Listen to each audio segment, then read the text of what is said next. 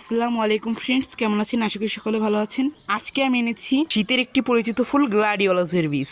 আজকে আমি আপনাদের দেখাতে চলেছি কি করে আপনারা পুরো প্রসেস সহকারে গ্লাডিওলাসের বীজ লাগাতে পারবেন, তা নিয়েই আজকে আমাদের ভিডিও। আজকে আমি আপনাদের দেখাবো কি করে আপনারা গ্লাডিওলাসের রুট প্রথমে তৈরি করে নেবেন, এরপর কিভাবে এর গাছ লাগাতে হয় তার প্রসেস সহ আমার চ্যানেলে ভিডিও পাবেন। গ্লাডিওলাসের বীজের প্রথম কাজ হলো রুট তৈরি করা। প্রথমে আমাদের গ্লাডিওলাসের শিকড় তৈরি করতে হবে। শিকড় তৈরি করার জন্য আমাদের প্রয়োজন হবে এরকম মোটা দানার বালি। মোটা দানার বালি থেকে সুন্দর রুট তৈরি করা যায়। এরপর আমাকে বালির জন্য একটা পাত্র নিতে হবে। আমি এখানে একটা পাত্র নিয়েছি, আর খেয়াল করতে হবে পাত্রর নিচে যেন ফুটো থাকে।